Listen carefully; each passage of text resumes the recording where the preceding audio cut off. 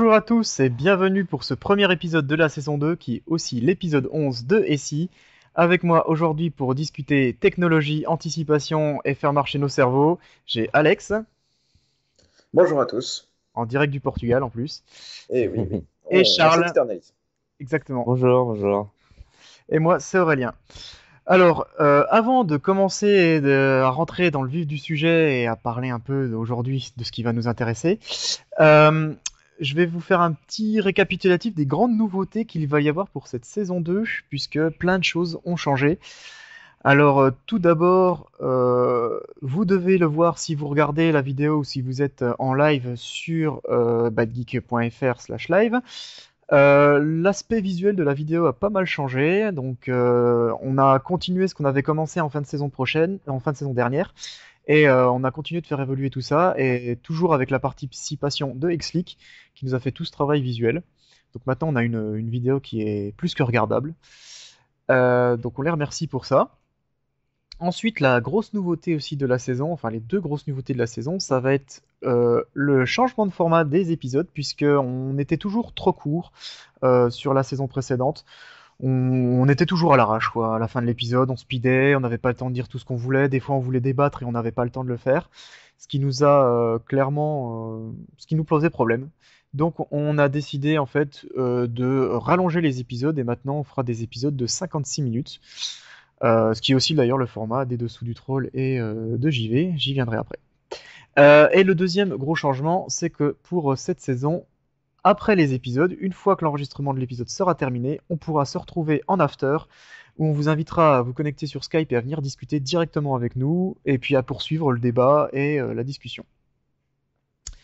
Je vous parlais des dessous du troll et de JV. Eh bien, il est temps, puisque on a créé pour regrouper nos trois podcasts, donc ici les dessous du troll et JV, un label qui s'appelle Poly, qui va arriver incessamment sous peu avec un site internet, etc. Et tout ça pour permettre de donner plus de visibilité à nos podcasts et puis permettre aussi de vous faire voir qu'est-ce qu'on fait en fait, qu'est-ce qu'on produit. Euh, Ce sera, je pense, plus simple pour tout le monde. Je pense que j'ai fait le tour, ou presque, puisqu'il me reste à vous parler de nos partenaires. On a les mêmes partenaires que la saison dernière, à savoir BadGeek, qui continue de nous héberger, de nous diffuser, et actuellement on est en live sur badgeek.fr/live, où vous pouvez venir sur le chat IRC pour discuter avec nous. D'ailleurs, ceux qui nous regardent directement depuis Twitch, je vous recommande de venir sur IRC plutôt parce que on regarde pas le chat Twitch en fait, ça fait trop de chat à regarder en même temps, c'est juste pas possible. Donc venez sur le chat IRC, il n'y a pas besoin de compte, pas besoin de s'inscrire, rien, vous mettez juste un pseudo, boum, c'est fait. Et vous pouvez discuter avec nous, ce qui est quand même beaucoup, beaucoup plus pratique. D'ailleurs, je vois qu'il y a plein de gens actuellement connectés, donc bonjour à tous. Bonjour. Voilà. Et enfin, notre deuxième partenaire, je l'ai déjà dit tout à l'heure, Xleak, qui continue de nous soutenir, aussi bien d'ailleurs pour SI que pour les dessous du troll et que j'y vais. Donc merci à eux. Et très prochainement, bah, peut-être que la Web TV va se lancer, que vous nous verrez aussi sur le Web TV. C'est en cours de préparation tout ça. Voilà, j'ai fait le tour. C'était un petit peu long comme introduction, mais c'était nécessaire pour cette nouvelle saison. Et aujourd'hui, on va vous parler euh, technologie, on va vous parler des supports de restitution. Alors, qu'est-ce que c'est que ces bêtes-là? Eh ben, vous allez savoir ça dans quelques minutes. Et je laisse tout de suite la parole à Alex qui va nous parler écran et choses comme ça.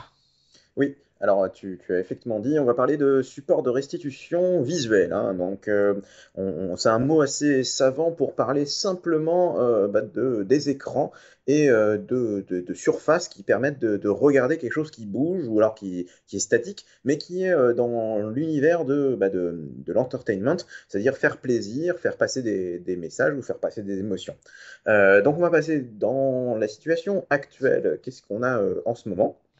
Tout à fait. On va parler de quelque chose qui est très proche, c'est les écrans d'ordinateur. Oui. Oula, Alors, on Alex. a des technologies qui est très vieilles. Oui, Ouais, bonjour. on t'entendait un petit peu laguer. On a Oui, eu quelques mots donc coupés. effectivement. Donc, on va passer sur les cathodiques qui ont fait notre jeunesse avec leur place habituelle pour passer directement aux écrans plats d'ordinateurs depuis un moment tournent pas mal les LCD et principalement les LCD. Donc en gros, Oui. globalement, qu'est-ce qui fait la force de ça? C'est que ça coûte pas cher en ce moment. C'est très pratique. On améliore de plus en plus la qualité pour regarder, et surtout pour les faire et surtout pour les rendre plus solides. Donc, c'est un peu le meilleur compromis. C'est-à-dire, c'est des écrans qui ont la capacité de très bien réagir pour du jeu vidéo, aussi bien que du film, aussi bien que pour de la lecture de pages web Ah, habituelles. ouais. Après, on parle souvent de la diagonale. Pardon? Ouais, non, tu as des petites coupures. Arrête de télécharger. On parle souvent de la diagonale pour regarder un écran LCD qui n'est pas extraordinaire, mais bon, faut pas oublier que c'est un écran d'ordinateur. Donc, tu es devant, si tu es à 45 degrés sur le côté gauche, c'est que tu as un souci ou alors que tu as des yeux bizarres. On passe, on passe ensuite avec une autre technologie qui est en train de faire passer dans les chaumières, c'est le relief, communément appelé le 3D. Donc, c'est mis à la mode par les films d'animation en 3D et les quelques films qui essayent de faire de la 3D, mais que c'est pas extraordinaire, faut quand même le dire, hein. Euh, cette technologie marche très bien. Donc, on a les deux versions, c'est soit avec les lunettes stéréoscopiques ou sans lunettes, Un bon exemple commun, c'est la 3DS, tout sont un peu simplement. plus compliquées. Mais dans tous les cas, oui, voilà, la 3DS, qui ne fait pas de mal aux enfants, hein, c'est tout. Au pire, ça les fait loucher un tout petit peu, mais c'est pas grand-chose, hein. Et les technologies, donc globalement, c'est tout bête, hein. C'est comme quand vous regardez dans les anciens vieux Picsou où vous aviez des images en 3D où vous mettiez les lunettes avec polarisantes. Sauf que là, c'est juste qu'on fait jouer un œil et l'autre, c'est la persistance rétinienne, tout bêtement. On fait croire des choses à vos yeux parce qu'ils sont pas extrêmement puissants, il faut le savoir. C'est-à-dire, ils sont Oui, beaux et compagnie, mais dès que ça va vite, ils sont perturbés. Voilà. c'est ça. C'est exactement ça. On va juste finir avec quelque chose qui est quand même très proche du 3D relief, c'est le multi-utilisateur. Alors, en gros, ça a été lancé par l'idée toute bête de dire ah, on a un seul écran, mais on a envie de regarder être à plusieurs à regarder la même chose, ou alors plusieurs à jouer sur le même jeu, mais pas forcément du même camp. Euh, donc là, tout bête, hein, c'est juste on a des lunettes qui bloquent une des deux images. Donc tout est, Ah, d'accord. tout est nickel. Globalement, qu'est-ce qui fait que actuellement on est dans quelque chose qui marche? Parce on n'est pas au maximum des transmissions de données. Les deux derniers exemples que j'ai cités, c'est-à-dire le multisateur et le relief, sont des technologies en fait qui vont faire passer beaucoup de données parce qu'il faut doubler, enfin plus que doubler les données, parce que vous avez une donnée pour chaque œil pour le relief, ou alors une donnée pour chaque utilisateur sur le multi-utilisateur. Oui, tout à fait. Donc, C'est rendu possible grâce à l'HDMI notamment, cette nouvelle techno entre guillemets, puisque c'est quand même pas si vieux que ça, enfin peut envoyer beaucoup plus de données que ce qu'on lui demande actuellement en fait. hmm, effectivement, on peut. Alors, pour le 3D et le relief, on est quand même pas loin de la limite. C'est-à-dire que en 1080p, c'est-à-dire c'est le Full HD réel, Full HD relief, on est quand même à la limite de HDMI. Donc c'est-à-dire qu'il faut prendre un vrai câble HDMI, pas les daubes, parce qu'ils ne supporteront Ah, pas. oui, Oui, tout c'est à un fait. truc à savoir.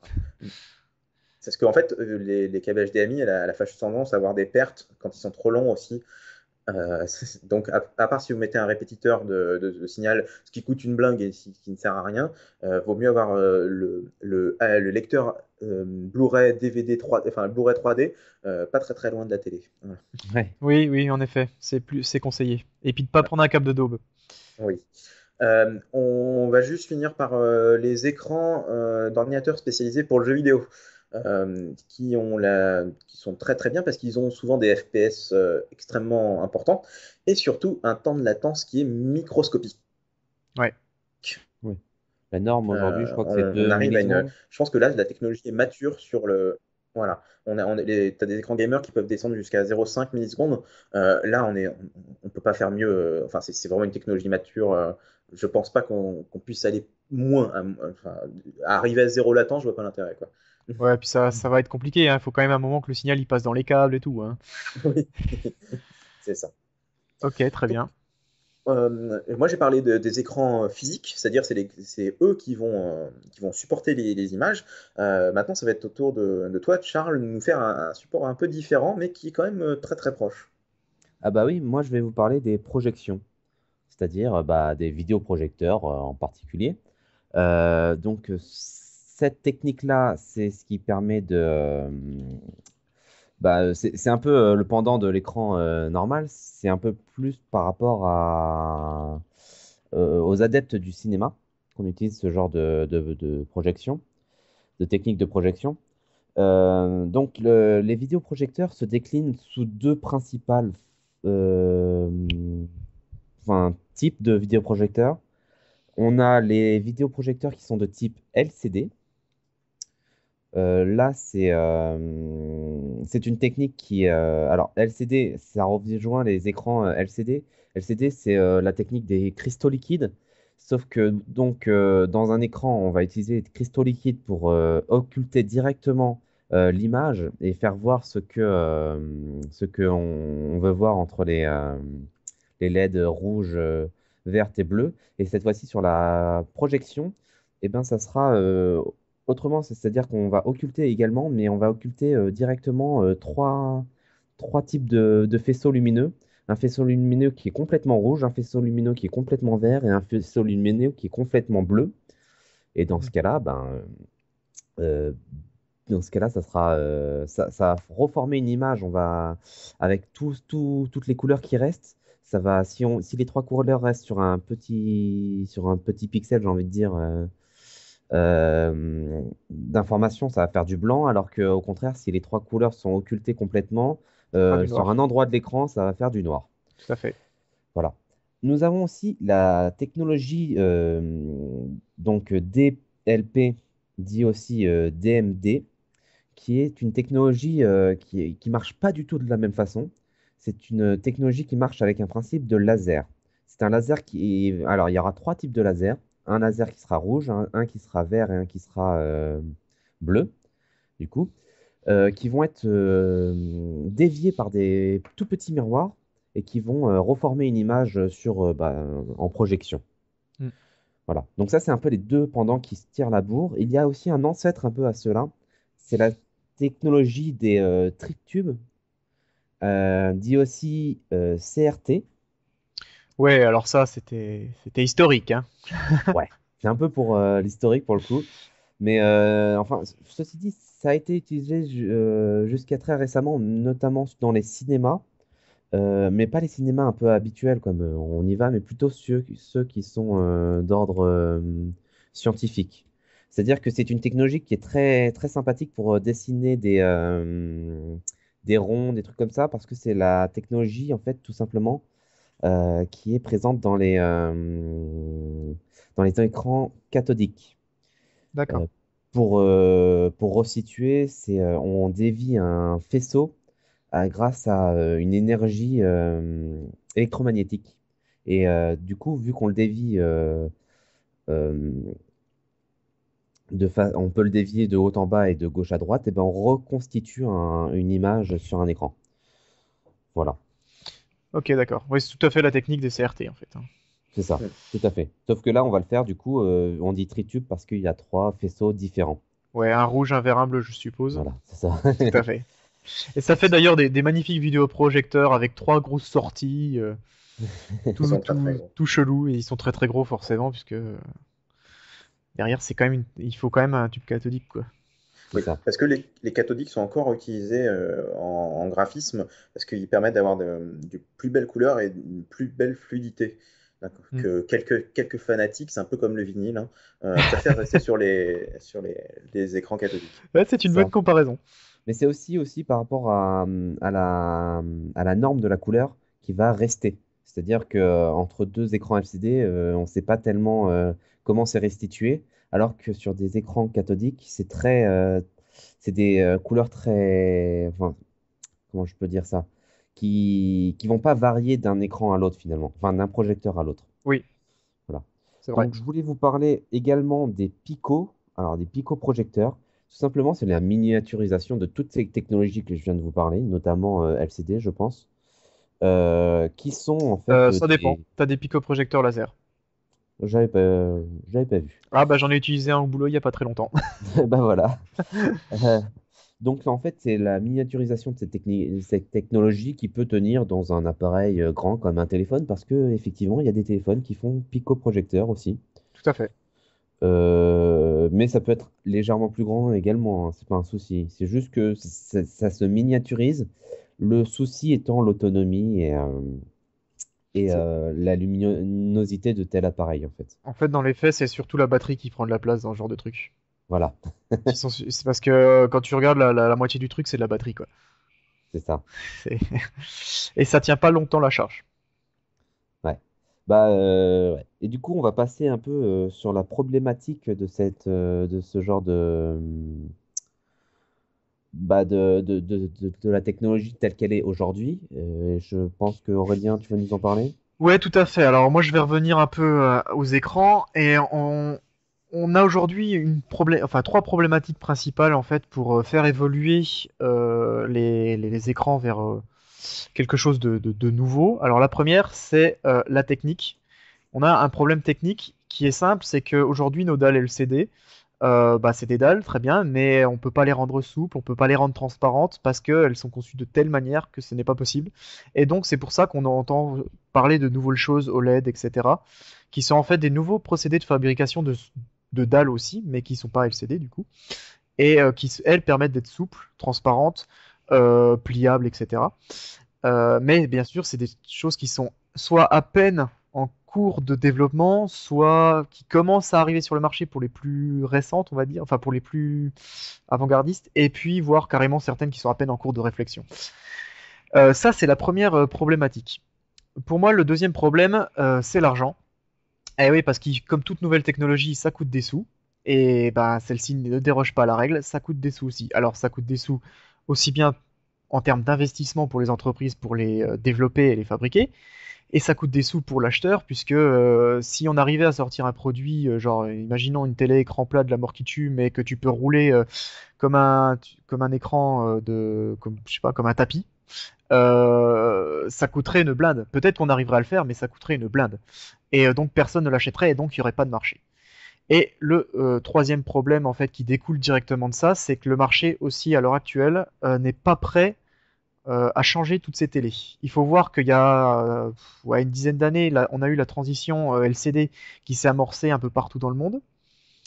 Ouais. Et les gens ont tous une télé plus ou moins neuve à l'heure actuelle, puisqu'ils y sont tous passés progressivement. Et aujourd'hui, les gens sont pas prêts à reclaquer 500, 1000 euros, 1500 euros pour une nouvelle télé. Ah bah ils Euh, l'ont bien fait au passage à la HD, j'ai envie de dire. Ah oui, bah justement, c'est le dernier passage qu'ils ont fait. Et la 3D prouve ce que je dis, puisque le passage à 3D n'a pas pris du tout. Et c'est une des Ouais, raisons qui fait que ça n'a pas pris. c'est entre autres par rapport à la technologie qui accroche pas tout le monde, Alors la hein, techno je pense. accroche pas tout le monde, et il y a aussi beaucoup de gens qui ont dit merde, j'ai acheté une télé HD il y a 3 ans, je vais pas racheter une télé 3D maintenant, quoi. Hmm. Moi le premier d'ailleurs. Et en fait, c'est que beaucoup comprennent pas que pour regarder des trucs en 3D, il faut une télé 3D. Ah, il y a ça aussi. Alors la Voilà. techno 3D aussi est très compliquée en termes de marketing pour la promouvoir et tout, parce que tu peux pas le faire dans une pub, ça se voit pas en fait. Quand tu regardes Oui. une publicité à la télé, tu te rends pas compte, donc c'est vrai que c'est très compliqué comme techno en plus de ça. Mais bon, il y a quand même un frein sur le côté, on a déjà rechangé tous les écrans de partout, on va pas le refaire 2 ans après quoi. Ce qu'on a typiquement pour passer du CRT au LCD tout ça, bon les CRT ça faisait déjà un moment qu'on les avait quoi. Ouais. Donc voilà, c'est quand les technologies s'enchaînent trop vite, parfois ça peut faire que ça ne se vend pas. Oui, oui, bah le marché est saturé, quoi. C'est ça, le marché est saturé exactement. Il Euh, sature, notamment qu'il y a aussi enfin, un problème économique en ce moment qui n'a pas arrangé les choses pour la 3D, j'imagine. Ah bah la crise qui va avec et tout ça, bien sûr, bien sûr, bien sûr. Voilà. C'est une évidence en effet. Eh bien Charles, je te laisse la parole pour nous dire un peu les problématiques au sujet des projecteurs. Alors, les projecteurs ont des problématiques.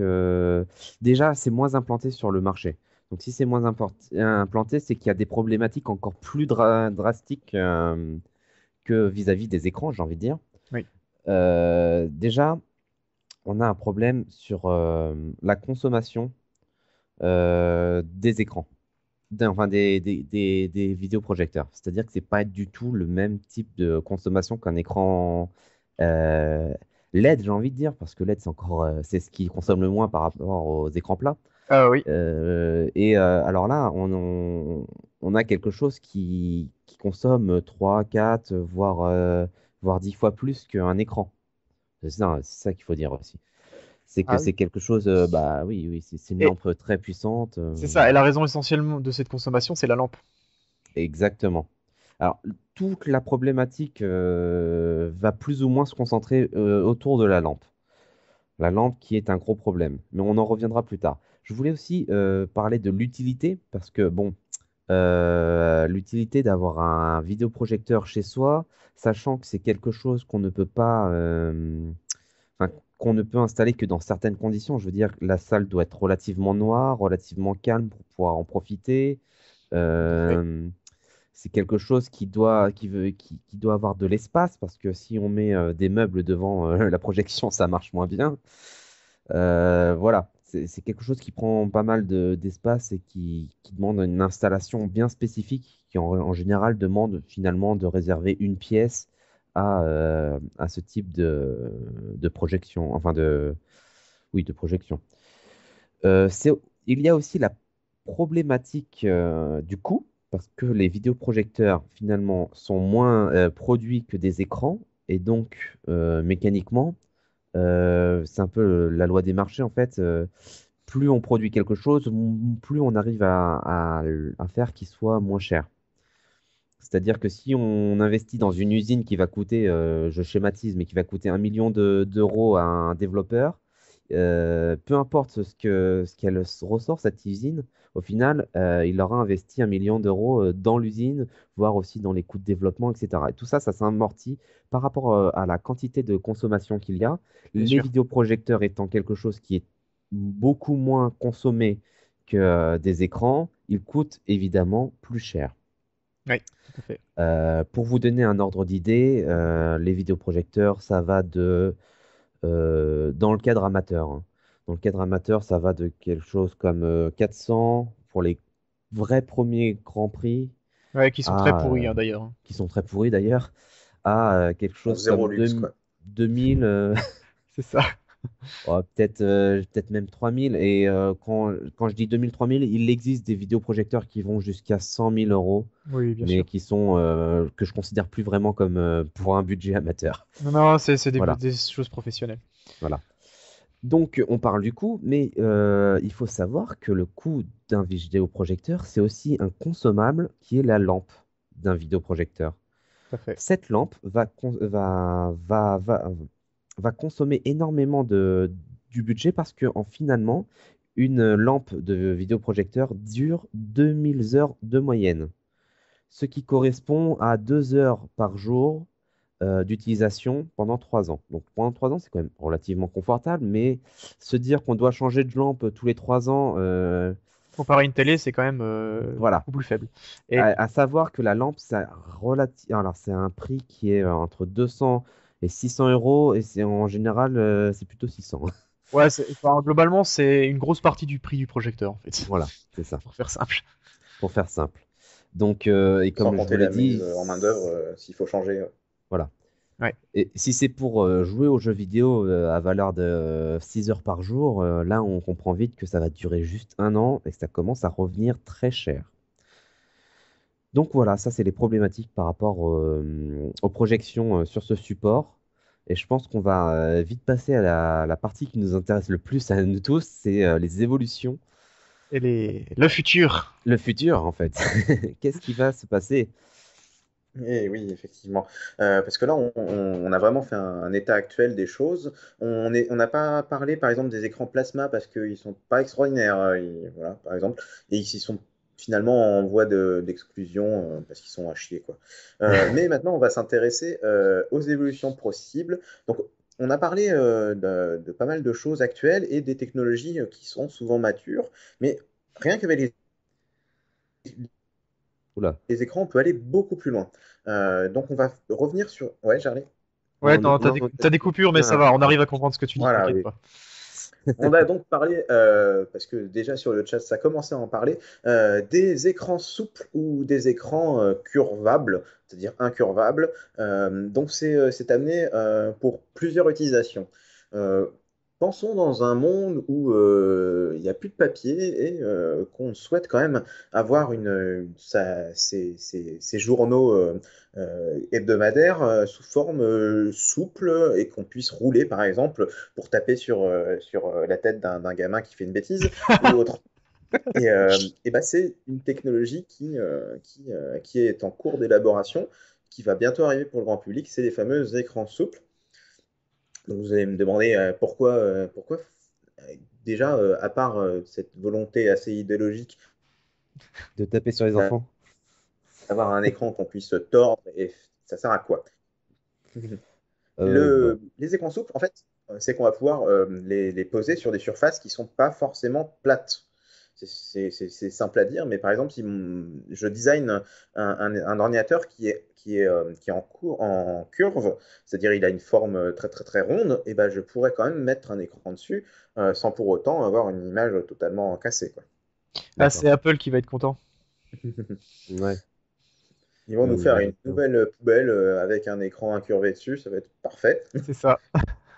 Moi, je Et pense au gain de place. Je veux dire, on déroule quelque chose de très petit, par exemple, je sais pas, moi, un téléphone portable, pour avoir l'écran, il faudrait le dérouler. Je c'est Ouais, pense ça. en termes de gain de place, ça gagne énormément, en fait. Ou voir tu, un écran de télé, tout simplement. Au lieu de gâcher un pan du mur à mettre une télé sur un meuble, il suffirait de dérouler un truc comme on fait sur un vidéoprojecteur et avoir la télé dedans, quoi. Exactement, c'est un rangement très pratique et tu pourrais aussi imaginer l'intégrer dans des vêtements, tout Ouais, bêtement, mais tu sais, tu intègres dans ton manteau d'hiver un écran qui est souple et tout, comme si c'était dans ton tissu en fait, tu le sentirais pas quoi. Mais par contre, t'as un écran intégré dans ton manteau quoi, par mais exemple. ouais, mais à quoi ça sert de mettre un écran sur son manteau? Bah t'as pas besoin de sortir ton téléphone si tu veux aller sur internet, machin, tu vois. Enfin, ce sera plutôt pour les manches pour toi. Oui, sur les manches, oui, tu vas pas le mettre sur ton dos. Parce que sinon, c'est le voisin de derrière qui en profite, quoi. Après, c'est Ou toi qui alors vois, hein. tu fais pub ambulante et Oui, voilà, sinon tu peux faire pub pour McDo, youpi, voilà. ouais, très bien, ouais. Non, ouais, c'est les utilisations possibles des écrans souples. Alors j'ai vu que actuellement, enfin sur les tout premiers prototypes, je sais pas ce qu'il en est de ce qu'il y a actuellement justement, qu'ils arrivaient à les faire très bien, enfin qu'ils arrivaient à les produire, mais que avec du noir et blanc. Ah, ça, je Alors Est-ce sais. non, la que technologie a montré que on avait des écrans flexibles, couleur, principalement chez Samsung qui a montré ça. d'accord, Et tout bêtement, par contre, ce qui était marrant, ce qui est actuellement, ils ont des problèmes sur certains mouvements de flexion. C'est-à-dire, tu vas pouvoir tout à fait le tordre de droite à gauche, mais si tu veux le oui, faire de haut en bas, là, ça va pas être la même parce que les trames étant faites d'une certaine façon, que ouais, ça tordra mal et que là, par contre, ça il va les réagira pas casser de la même quoi. façon. Ouais. Ah oui, d'accord. Par exemple, une application intéressante des écrans flexibles, c'est sur un téléphone. À l'époque, on mettait souvent plusieurs écrans, enfin toujours, sur le même téléphone, c'est-à-dire un d'un côté et un de l'autre. Bah, Oui, maintenant, pourquoi s'embêter? On met un seul écran qui va couvrir les deux parties. Comme ça, on pourra regarder sur la ah, on a du tranche, mal à avoir des t'entendre. informations de notification sur la tranche, le retourner, ainsi de suite. Ouais. Donc D'accord, avoir des informations sur la tranche même du téléphone au lieu de l'avoir d'accord. avec un deuxième écran. Ah oui, c'est vrai que ça pourrait être sympa. Genre un peu un espèce, tu sais, un espèce de livre, quoi. Tu sais, une couverture de livre avec ton écran qui fait tout le tour du livre, quoi. Tu sais, un Ouais, truc genre un peu comme ça pourrait être assez sympa. Bon, après, ouais, je vois très bien, ouais. on peut imaginer, je pense, plein d'utilisations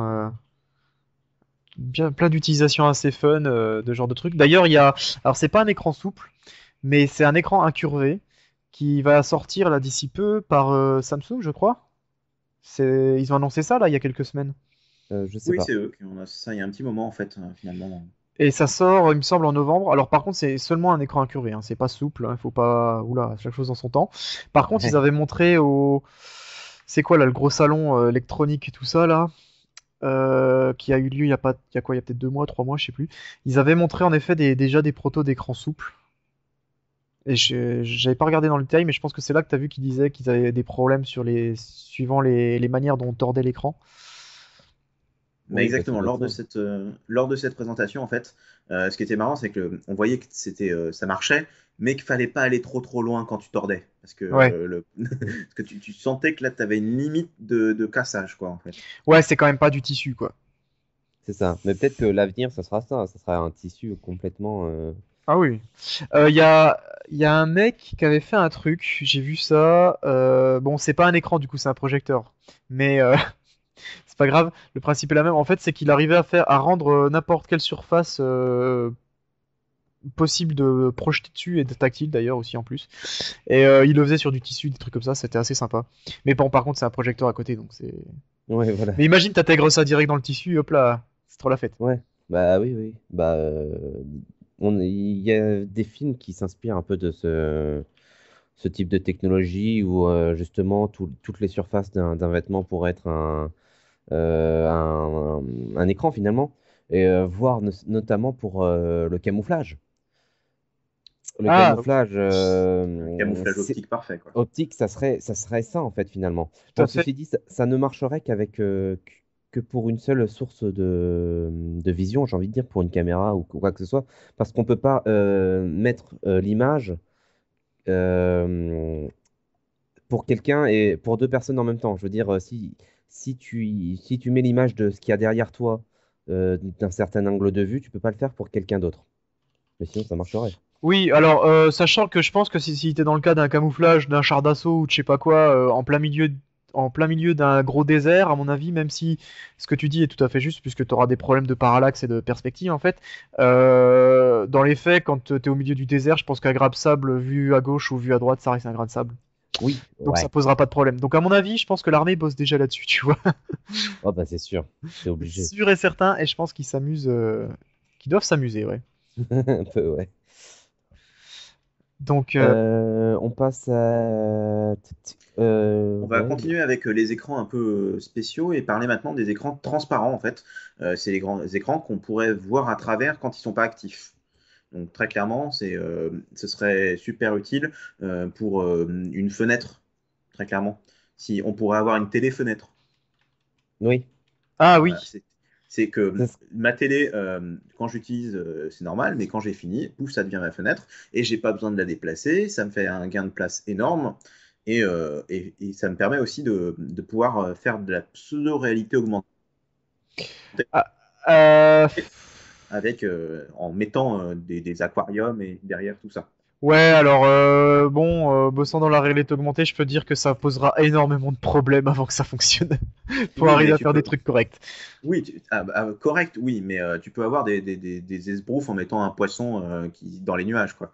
Ça, c'est très simple. Oui, d'accord, je vois ce que tu veux Ouais. dire. Mm. Ouais, genre mettre. Ouais, bah bon, après ça fait cher l'aquarium, quoi.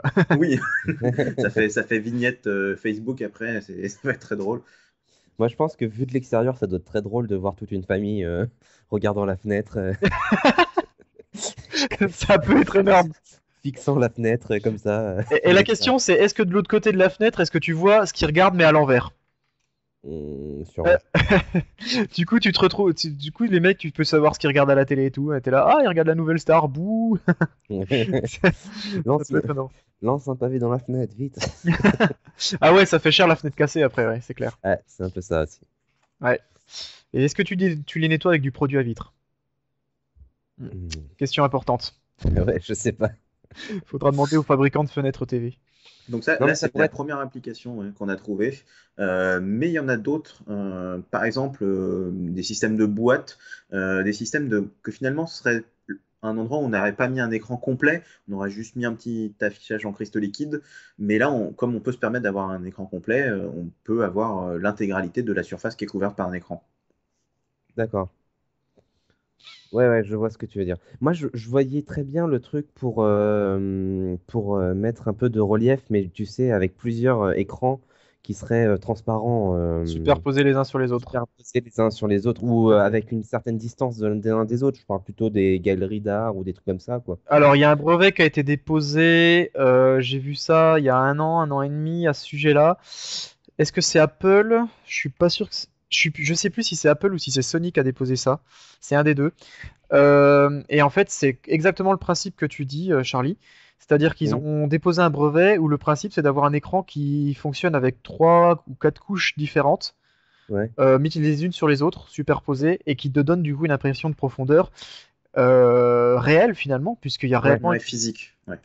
ouais, Alors, c'est ça. c'est vrai que ça pourrait rendre des choses intéressantes si en plus tu arrives à faire que ça soit quand même pas trop épais, parce qu'évidemment, si tu veux rendre, par exemple, dans ton impression de profondeur, une profondeur de 50 mètres, tu vas peut-être avoir des problèmes. Donc la techno est, à mon avis, pas encore au point, mais je pense qu'ils vont réfléchir à ça, hein.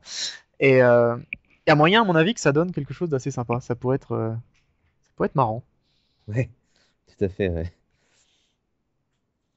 Ouais. Là, en fait, c'est vraiment quelque chose de plus ou moins marrant parce que je pense qu'il est très, très Oula, on t'entend pas trop bien. dur de se projeter dans l'utilité réelle d'un écran transparent. Voilà. D'accord. Après, on peut avoir des petites utilisations dans quelque chose qui est déjà fait, par exemple, sur les claviers composés de mini-écrans. Voilà, ça permettrait de changer un peu la technologie qu'on a actuellement. Oui, et Ah puis oui. les touches, éventuellement, oui, effectivement. Et tu pourrais t'imaginer te créer un bureau, tu sais, au lieu d'avoir ton bureau en bois avec tes tiroirs et tout ça, en fait, c'est que des écrans. Et tu sais, genre, tu veux ouvrir un dossier, bah, t'ouvres ton tiroir et puis t'as un écran avec des dossiers, tout ça, et tu pourrais les naviguer en mode tactile, machin. Genre, tu sais, genre comme si tu manipulais vraiment ton bureau, mais en fait, c'est le bureau Windows, quoi. Ouais, c'est ça. Ça pourrait être énorme. Ça Genre, pourrait être sympathique pour ceux qui ont du mal avec Windows. déjà, et puis ça pourrait être énorme. Bon, on a un brevet, les gars, à déposer après l'émission, hein. Oui, Oh, allons je sais très pas. vite. On va finir avec les écrans. Une des plaies des écrans, c'est l'eau et le sable principalement. Comment les faire cohabiter ensemble? Et ben, globalement, on arrive pour le moment à qu'ils soient plus ou moins water protégé et sable protégé, mais après une immersion, l'écran en lui-même, il n'est pas très frais.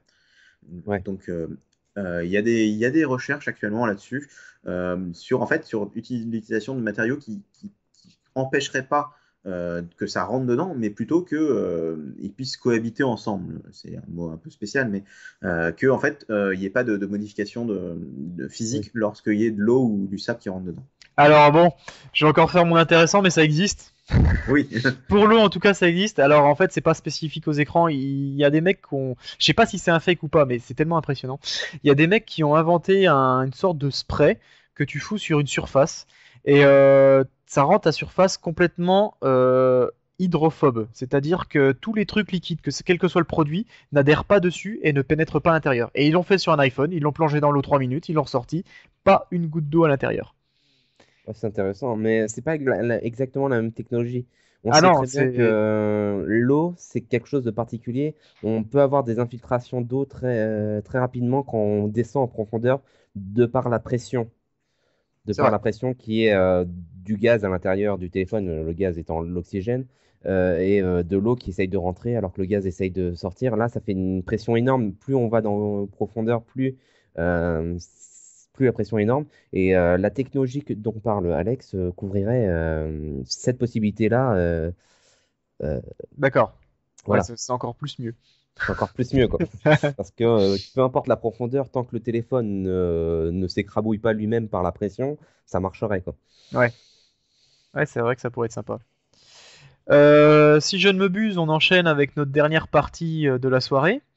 Oui. Et donc, on va parler, on va revenir au projecteur et on va s'intéresser un peu à qu'est-ce qu'on pourrait avoir dans le futur. Alors, comme tu l'as très bien souligné, Charles, les problèmes aujourd'hui des projecteurs, c'est la taille, c'est l'autonomie, c'est la consommation. On Oui. pourrait imaginer déjà dans un premier temps qu'on arrive à régler tous ces problèmes, qu'on ait des vrais picoprojecteurs au sens tout petit, tu vois, de genre Et très de puissant.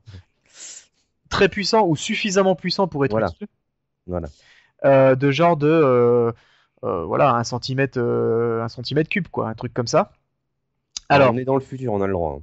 On est dans le futur, ouais, on a le droit. Alors, on est dans le futur, mais pas trop, parce que mine de rien, on a des technologies qui sont en train d'apparaître progressivement, qui reprennent ce genre de procédé. Alors, avec le bémol tout de même, c'est à mon avis le problème encore aujourd'hui. On arrive à les miniaturiser les vidéoprojecteurs, mais le problème va être surtout l'autonomie.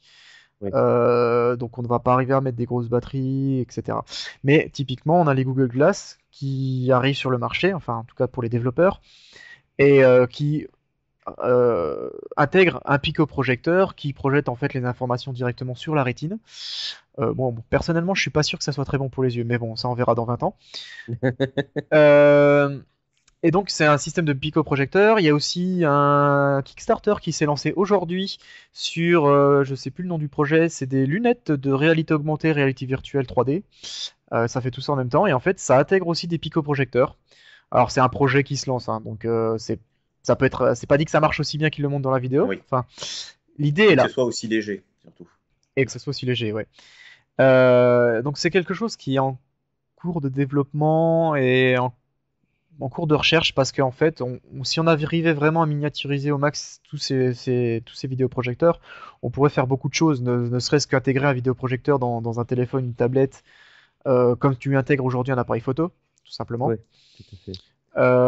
Ce genre de choses, ça permettrait d'avoir, comme les Google Glass, des vidéoprojecteurs intégrés directement dans les lunettes et de pouvoir augmenter sa vision, puisque c'est ça le but hein, derrière, c'est de pouvoir s'intégrer le GPS dans l'œil au lieu de l'avoir sur un écran à côté où on voit rien. Tout ce genre de technologies qui, bon, sont en cours de développement, on le sait. Je pense qu'elles aboutiront peut-être que dans une quinzaine ou une vingtaine d'années, mais ça travaille dur. Tout à fait, oui. Alors, la deuxième chose qu'on voit souvent quand on parle vidéoprojecteur et science-fiction, futur, tout ça, c'est le rêve de tout le monde quand on a regardé Star Wars, par exemple, c'est les hologrammes. Oui, oui, oui, tout à fait. Et pas que Star Wars pour le coup. Et pas que Star Wars, mais Star Wars c'est le bon exemple, j'aime bien. Ouais. Voilà, ça parle à tout le monde Star Wars. Mais c'est vrai que on le voit dans quasiment tous les trucs de science-fiction, les gens ils communiquent par hologramme. C'est-à-dire qu'en fait ils ont un dispositif quelconque qui est la forme, ça dépend des mecs qui font le film, et qui projette des images, mais c'est pas des images puisque ça a vraiment un volume, c'est de la 3D quoi, directement dans l'air comme par magie, par on ne sait quelle technologie, mais ça ne veut pas dire qu'on n'y arrivera pas un jour. Eh bien, il faut savoir que ce genre de technique, ça existe déjà. Ça fonctionne mal, hein, c'est pas le résultat youpi Full HD, 3D, tout ça de la mort qui tue, hein, Ouais. mais ça existe. D'accord. Et il y a plusieurs techniques en fait qui existent pour ça. Alors on a des techniques très lourdes, je qualifierais ça comme ça, notamment qui sont basées sur des systèmes de projection, mais en fait on projette sur du gaz. C'est de la Ouais, projection laser qu'on projette sur En fait, c'est de l'air un peu modifié avec des particules qui réfléchissent la lumière à l'intérieur, pour être d'accord. précis. Et donc, ça donne l'impression qu'on projette dans le vide, en fait. Si après on met un système de 3D par-dessus, on peut avoir l'impression d'un hologramme et de 3D. Bon, ça fonctionne bof bof parce qu'on voit que le gaz bouge derrière, on voit que c'est pas homogène, donc c'est pas non plus parfait, mais ça existe. D'accord. Euh, alors, on a un autre système euh, qui est euh, qui est celui-là un peu moins, enfin, qui me paraît plus prometteur, on va dire comme ça. C'est une espèce de, comment on pourrait dire ça, une assiette, en fait, avec un bâton qui tourne à toute vitesse dessus, et en fait, le bâton contient des LED qui s'affichent, D'accord. qui changent de luminosité, enfin, qui s'affichent, qui changent de couleur, quoi, suivant ce qu'ils ont affiché. Et en fait, le fait de faire tourner à toute vitesse et de faire changer les LED au bon moment, bien synchronisé pour afficher l'objet qu'on a envie d'afficher, et ben on a l'impression vraiment, et là ça marche vraiment bien, d'un hologramme. Le problème de cette technologie pour l'instant, c'est déjà c'est qu'on n'est pas capable d'afficher des choses qui s'animent très vite. Donc l'animation, ça fonctionne mais très mal. Ah, parce qu'il faut que ça tourne très vite finalement. Il faut que ça tourne extrêmement vite. Alors déjà, Voilà. on arrive à le faire tourner très vite, mais il faut en plus que tout l'affichage se mette à jour très rapidement en fait. Voilà. Et c'est là le problème. Le deuxième problème, Des c'est la fréquences résolution. folles. Ouais, c'est des fréquences de malade après. Le problème, c'est la résolution. Parce Ouais. que aujourd'hui, ben, en fait, c'est un bâton avec une rangée de LED. Donc finalement, on a une résolution très faible. Puisqu'en fait, au lieu de se retrouver avec des résolutions rectangulaires comme on a actuellement, on a une résolution sur une ligne de quelques LED. Donc ça, c'est pas gagné non plus pour l'instant.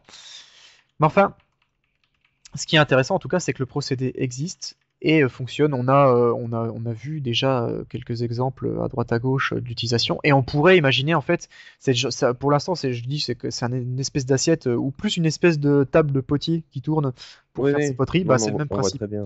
Et ben, pour l'instant, ça ressemble à ça. Mais on pourrait imaginer le miniaturiser énormément pour que ça tienne dans la main et puis faire comme dans Star Wars. Il est en train de me parler, je le tiens dans la main et puis je vois que c'est projeté en hologramme de la mort qui tue. Mais du coup, il y aurait un autre problème, c'est que ça serait pas un hologramme où on pourrait mettre la main à travers. Ou... Ce Ah, serait quelque chose de très dangereux où il faut pas mettre la main, justement. en effet, un point intéressant. En effet, on peut pas mettre la main au travers. Je pense que l'idée est mauvaise. Alors, je pense que tu vas péter le truc. Tu vas peut-être pas te faire lacérer la main non plus, mais enfin, tu vas souffrir à mon avis. Ouais, il y a moyen que tu souffres. Après, je pense que si tu mets des lames de rasoir sur les bords du truc, ça peut être très drôle, mais surtout pour les enfants. Tiens, mon petit, joue avec ça. Mais bon, non, c'est clairement pas l'hologramme comme on l'entend en mode je peux mettre la main au travers puis on voit le truc qui se brouille un peu, genre ah là là, Ou je un peux pas peu bien comme appuyer. ce qu'il y avait dans le dernier film d'Avenger avec Loki, qui avait une machine pour faire des hologrammes. Il l'a dans Thor aussi, dans le film de Thor, où justement il s'en sert pour piéger les héros en faisant croire qu'il est quelque part, et en fait, Ah oui, et puis le genre ils essayent de le choper puis hop ça passe à et travers. en fait lui, il est derrière eux, quoi. Ouais, c'est ça. Ouais, ça fait un peu un espèce de fantôme finalement, sauf que il affiche en couleur et tout. C'est comme ça qu'il avait piégé Hulk dans la grande machine, quoi. Il était dedans, Hulk a essayé de le choper, et puis en fait c'était qu'un hologramme. Ouais. Et alors du coup cette technologie-là, des recherches que j'ai fait, on n'a pas de vraie technologie enfin, de premiers trucs qui émergent, en tout cas d'idées, de moyens d'arriver peut-être un jour à faire ce genre de choses. C'est-à-dire vraiment un vrai hologramme, c'est-à-dire on peut passer la main au travers, c'est simplement un dispositif qui projette en 3D, quoi. Mais Ouais. la 3D, je mets des lunettes, quoi. De la 3D, vraiment, quoi. Physique, presque. C'est ça. Ben, ce serait un espèce de projecteur, mais la grande problématique, c'est d'arrêter les faisceaux lumineux quelque part et Exactement. de dire à la lumière, tiens, toi, au bout de 10 mètres, tu vas t'arrêter, tu vas rebondir partout. C'est ça, exactement. Ça fait C'est un ça le peu ça problème. la problématique, C'est quoi. figé, oui.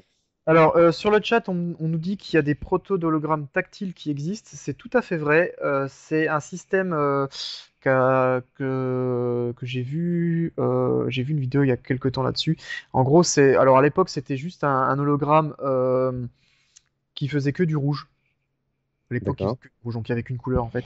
Et la résolution est assez faible et en fait, la partie tactile était gérée, s'il me semble, avec un truc un peu à la Leap Motion, un truc qui gère les champs électromagnétiques en fait, et qui arrivait à détecter les doigts.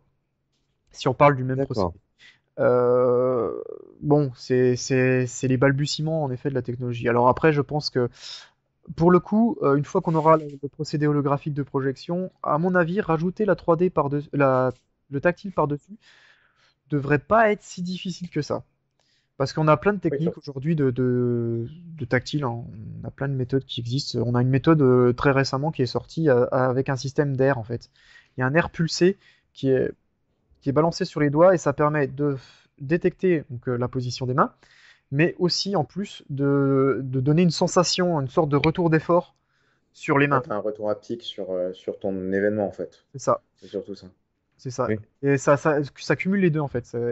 Et donc typiquement tu pourrais l'ajouter sur un hologramme par exemple. Alors après ça dépend du fonctionnement de l'hologramme. Peut-être que les technos vont pas être compatibles. Maintenant, Bah, parce que forcément, tu vas pas répondre à l'hologramme physiquement, mais à un de ses composants annexes. Parce que répondre à une image, déjà qu'on a du mal à la fixer, si en plus il faut que cette image renvoie une donnée, ouais, c'est ça. pas pour tout de suite ça. Non, c'est clairement pas pour tout de suite. Alors du coup, on est un peu désolé de vous décevoir, chers auditeurs, mais l'hologramme, pour l'instant, il y a des pistes, mais c'est pas le truc fantasmagorique qu'on peut voir dans les films de science-fiction. Voilà. Désolé. Voilà. Ouais. Désolé. Voilà, donc, voilà. C'est pas Ah, de notre faute, hein. On a essayé, mais on essaye de taper sur les chercheurs pour qu'ils cherchent, hein, mais ils ils veulent trouvent pas. pas. Ils nous écoutent pas, c'est bizarre, hein. Alors, j'avais une troisième hypothèse de l'évolution de la projection. Mais alors cette fois-ci, c'est plus de la projection. Donc finalement, je dérive complètement. Mais enfin, je trouvais l'idée marrante. Je sais pas si vous connaissez tout ce qui on appelle les fluides non newtoniens. Si vous connaissez pas, regardez un épisode de Big Bang Theory, je saurais pas vous dire lequel, où en gros, ils s'amusent avec une espèce de liquide qu'ils mettent sur Ah oui. baffle de haut-parleur, et ils font vibrer la baffle, et ça donne des formes à ce liquide, et ça le rend solide, entre guillemets, puisque dès qu'on arrête, en fait, il redevient liquide, et c'est ce qu'on appelle des fluides non newtoniens, c'est-à-dire qu'en fait, ils arrivent à prendre une forme si on envoie une fréquence donnée. Et moi, je me Vous suis pouvez dit, faire ça très simplement chez vous, les liquides non newtoniens, en prenant de la maïzena avec un peu d'eau et beaucoup de maïzena. Donc en fait, vous allez avoir une pâte qui devient dure quand vous la frappez. Voilà, c'est le principe ah, voilà, de D'accord. cet échange. d'accord, c'est une Mais soupe. ça marche très bien avec de la maïzena. Voilà. Eh ben, merci du conseil, on va tous essayer ça après l'émission. Euh, alors, moi j'imaginais un truc, pourquoi pas après tout, pour faire notre système d'hologramme là, ou de je ne sais quoi, d'arriver à faire un truc 3D, pourquoi pas réussir à créer un matériau de ce style-là, dans la même idée, qui, piloté par un système qui lui enverrait des fréquences, ou quelque chose d'autre après tout, arriverait à gérer sa forme, et à donc la mettre à jour à 60 fps, ou je sais pas combien, pour donner l'impression de cette trois. Enfin, c'est pas une impression, c'est d'avoir finalement un objet déformable qui prenne la forme de ce qu'il a affiché. Et après, il y aurait moyen, je pense, de le colorer d'une certaine manière. Mais Hmm. vous voyez l'idée un peu? Ouais, ouais, je vois. Mais ce serait plus pour les formes simples dans un premier temps, en tout cas.